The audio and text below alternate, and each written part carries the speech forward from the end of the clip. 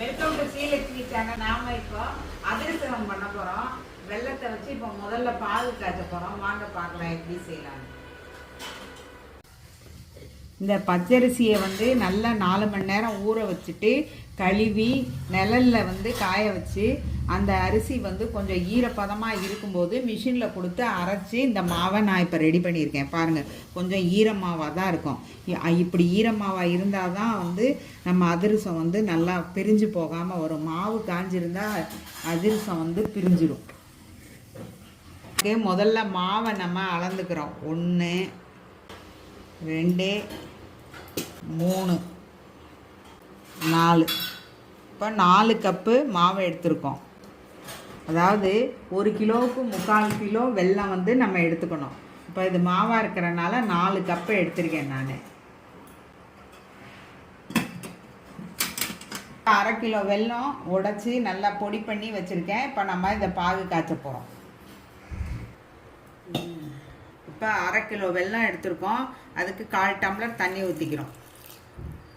மாவில் ஈரம் இருக்கனால இதுக்கு ரொம்ப தண்ணி ஊற்ற வேண்டியதில்லை. இது கரையட்டும், நான் கரைஞ்சதும் காமிக்கிறேன். வெல்லம் நல்லா கரைஞ்சதும் நம்ம இந்த வெல்லத்தை நம்ம வடிகட்டிக்கணும். ஏன்னா வெல்லத்தில் மண் இருக்கும், அதுக்காக நம்ம அதை வடிகட்டிக்கிறோம். இது ஏற்கனவே நான் சேனலில் நான் பல தடவை சொல்லியிருக்கேன், இப்பயும் சொல்கிறேன். இது இன்னும் கரையலை. இதுக்கு பாகு வெல்லம் யூஸ் பண்ணால் நல்லா இருக்குங்கிறாங்க. பாகு வெல்லம்லாம் ஒன்றும் தனியாக இல்லைன்னு இந்த கடைக்காரங்க சொல்கிறாங்க. எது கரெக்டுன்னு தெரியல. நீங்கள் யாரும் தெரிஞ்சால் கமெண்ட்டில் சொல்லுங்கள். இப்போ பாருங்கள், நல்லா கரைஞ்சிருச்சு. நம்ம இப்போ இதை வடிகட்ட போகிறோம். இப்போ நல்லா பாகு கொதித்து வருது.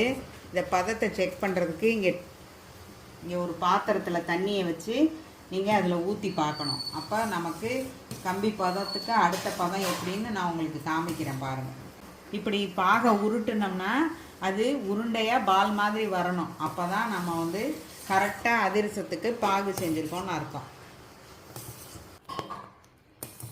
இந்த பாகு நல்லா காஞ்சி நம்மளோட அதிரசத்துக்கு பதம் எப்படி வந்துருச்சுன்னு நம்ம தெரிஞ்சுக்கிறதுனா, இந்த தண்ணியில் இந்த பாகை நம்ம ஊற்றும் போது அது உருண்டு பால் மாதிரி வரணும்.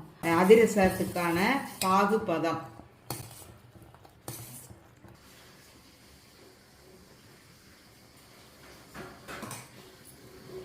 இப்போ இது வரலை, தட்டையாக தான் இருக்குது.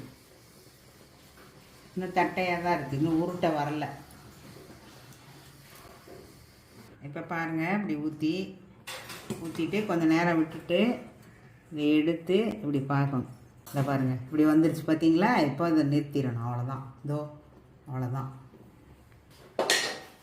நம்ம கொஞ்சம் கொஞ்சமாக ஊற்றி சேர்த்துக்கலாம். ஏன்னா மாவு ஈரமாக இருக்கனால கொஞ்சம் கொஞ்சமாக சேர்த்துக்கணும்.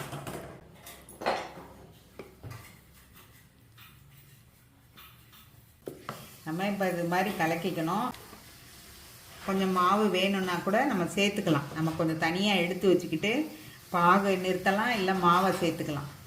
நம்மளோட இது பாகு பதம்தான் முக்கியம். அதுக்கப்புறம் மாவு சேர்க்குறதோ கம்மி பண்ணுறதோ ஒன்றும் பிரச்சனை இல்லை. ஸோ சேர்த்தாச்சு. இப்படியே நீங்கள் வச்சுட்டிங்கன்னா கொஞ்சம் நேரத்தில் கெட்டியாகிடும். நம்ம அதிரசம் தட்டி உடனே நோம்புக்கெல்லாம் செஞ்சுக்கலாம். இல்லை 2 நாள் கழித்து நீங்கள் கூட செஞ்சுக்கலாம். ஃப்ரிட்ஜில் வச்சு கூட செய்யலாம். வெளியில் வச்ச கூட மாவு அதிரசம் மாவு கெடாது. இப்போ இந்த மாவு ரெடி ஆகிடுச்சு பாருங்கள். இதை இனிமேல் தட்ட வேண்டியதுதான் அதிரசம். சொல்லுங்கம்மா. தீபாவளிக்கு நோம்புக்கு அதிரசம் சொல்கிறோம்மா. இப்போ தான் மாவு அரைச்சிட்டு செய்ய போகிறோம். இப்போ தான் தட்டுறோம். எப்படி தட்டணும்னு பார்த்துக்கோங்க. பாட்டி தட்டணும். இப்படி தான் தட்டணும். இந்த விரல் தான் வேலை செய்யணும். ரவுண்டாக தச்சு போட்டால் அது மீடியம் சூடில் போகணும். முறுக்குக்கு தான் அனல் அதிகமாக இருக்கணும். அதிரசத்துக்கு சிம்மில் இருக்கணும்.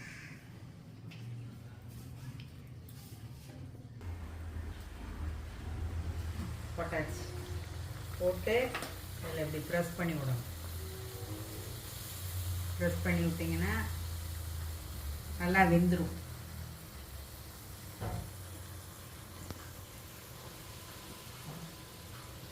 இப்போ இதை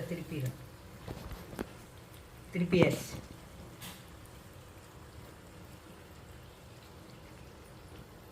ஓ எந்திரிச்சு அதிரசம் எடுத்துட வேண்டியது. இப்படி நல்லா வந்துருக்கு பாருங்க. இப்படி புசு புசுன்னு வரணும். அப்போ தான் அதிரசம் சாஃப்டாக நல்லா உள்ள உதிரியாக இருக்கும். நம்மளோட அதிரசம் ரெடி ஆச்சு. ஸ்ரீலக்ஷ்மி சேனலை லைக் பண்ணுங்கள், ஷேர் பண்ணுங்கள், சப்ஸ்கிரைப் பண்ணுங்கள்.